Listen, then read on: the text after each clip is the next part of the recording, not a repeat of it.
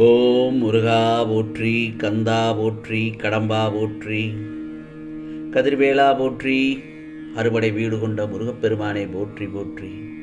என் செல்லமே, இன்று உன் மனதில் இருப்பதை இந்த முருகப்பெருமான் அப்படியே சொல்கிறேன், கேள். அழுது விடுவாய் என் செல்லமே, கவலைப்படாதே. இது உனக்கான முருகனின் அருள் வாக்கு, சத்திய வாக்கு, தெய்வ வாக்கு. யாம் இருக்க பயம் ஏன்? முருகனுக்கு அரோகரா, கந்தனுக்கு அரோகரா என்று பதிவு செய்துவிட்டு இந்த முருகப்பெருமான் சொல்வதை கவனமாக கேள். இது உனக்கான பதிவுதான். இந்த முருகப்பெருமான் சொல்லும் ஒவ்வொரு வார்த்தைகளும் இப்பொழுது நீ கேட்க நேர்ந்தால், பிராப்தம் கிடைத்தால் இறுதி வரை முழுமையாக கேள். நான் சொல்வதை பொறுமையாகவும் மௌனமாகவும் தனிமையிலும் கேளு. எனது இந்த வார்த்தைகள் உன் செவி சேர்ந்த பிறகு உன் மனதில் இருக்கும் உன் கோரிக்கைகளை என் முன்னால் எடுத்து வை.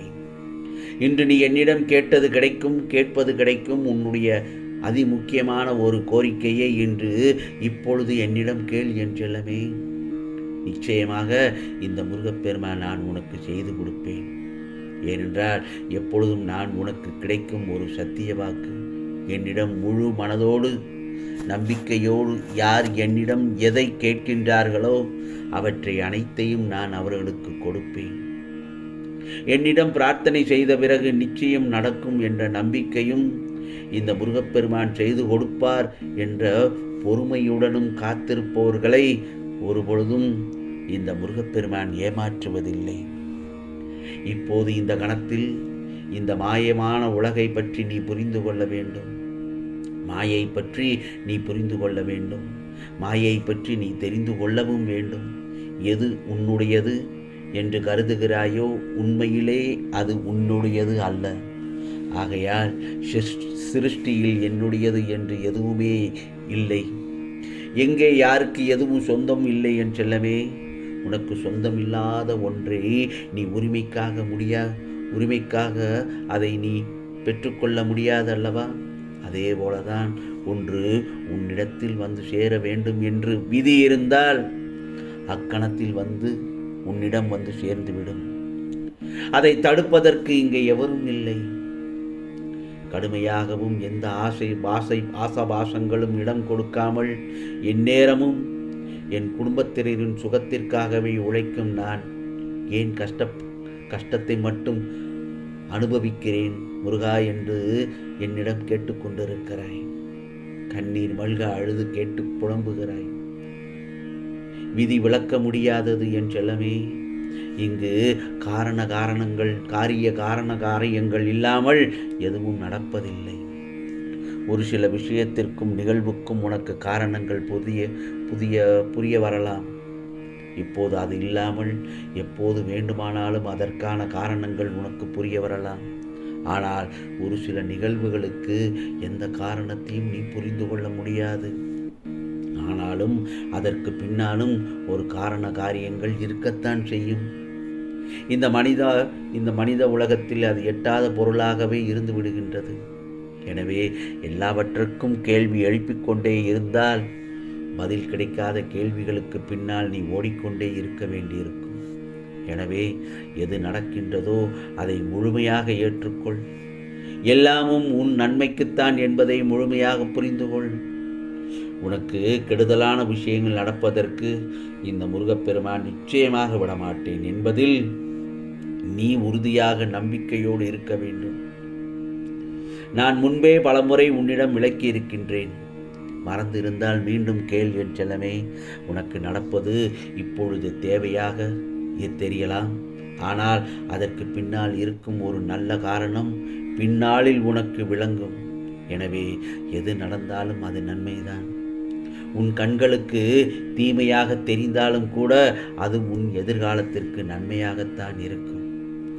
ஆம், இதை நீ புரிந்து கொள்ளும் ஒரு கால நேரமும் வரும். எல்லாவற்றுக்கும் மேலாக இந்த விதி இப்படித்தான் லாபத்தையும் நஷ்டத்தையும் மாறி மாறி கொடுக்கும். கர்ம வினைகளுக்கேற்றவாறு இன்னல்களை விளைவித்து கொண்டுதான் இருக்கும். அதற்காக உன்னுடைய நல்ல கர்மாக்கள் செயல்படாமல் இருந்து விடுமா என்ன? உனக்கான புண்ணிய காலமும் நிச்சயமாக வரும். நீ சந்தோஷத்திற்கு கால நேரங்களும் நிச்சயமாக அனுபவிக்கும் காலம் உன் வாழ்க்கையிலும் வரும். யாரும் ஏற்றத்துடனேயே வாழ்வதில்லை, எவரும் இரக்கத்துடனேயே வாழ்வதும் இல்லை. இன்பமாகவே வாழ்ந்து கொண்டிருக்கும் எவரும் இங்கே இல்லை அல்லவா? அதே போலத்தான் வெறும் துன்பத்தில் மட்டுமே வாழ்ந்து கொண்டிருப்பவனும் நிச்சயமாக இல்லை. உன்னுடைய விதியும் அல்ல இந்த கர்ம வினைகளிலிருந்து எல்லாம் விடுபடுவதற்காக அவ்வப்பொழுது நான் உனக்கு சில பாயங்களும் சொல்லிக் கொண்டுதான் வருகின்றேன். கர்ம வினை அழிவதற்கு முன்பு நீ முடிந்தவரை பிறருக்கு எந்த பிரதிபலனும் இன்றி நன்மைகள் செய்தால் விரைவில் உன் கர்ம பந்தத்தில் இருந்து விடுபட்டு சந்தோஷமான வாழ்க்கையை பெறுவதற்கு நான் உனக்கு உதவ முடியும். அப்படி செய்யவில்லை என்றால் எந்த உபயமும் ஏற்படாது.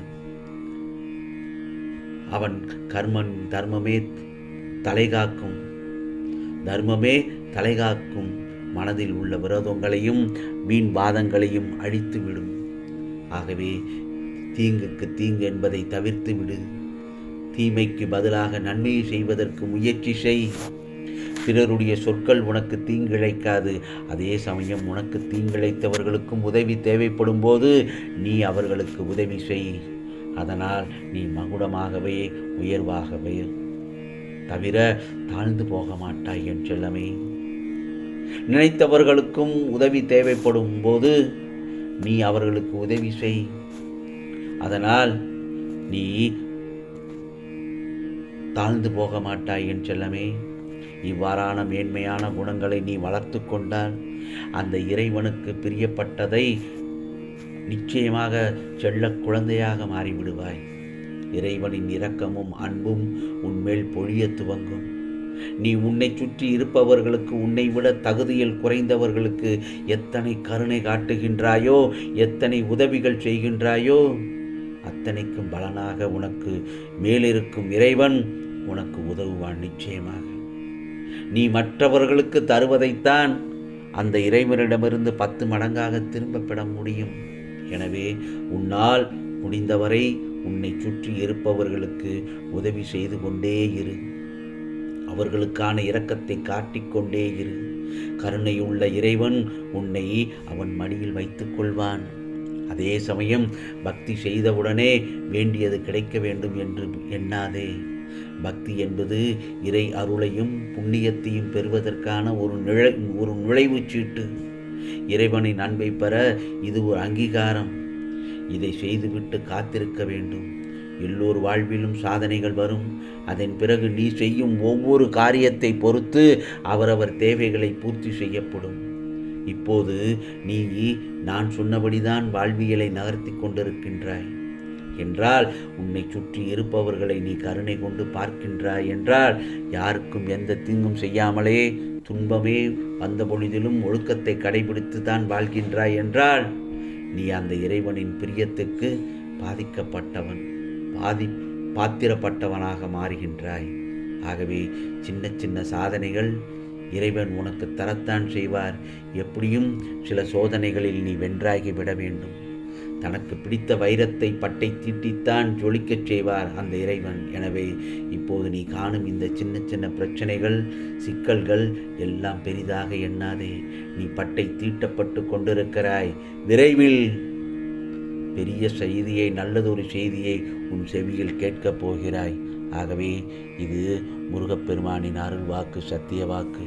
உனக்கானதெல்லாம் நிச்சயமாக நல்லதே நடக்கும். நல்லது மட்டுமே நடக்கும். அதுவும் நன்மையாகவே இருக்கும். ஓம் முருகா சரணம். ஓம் முருகா சரணம். ஓம் முருகா சரணம்.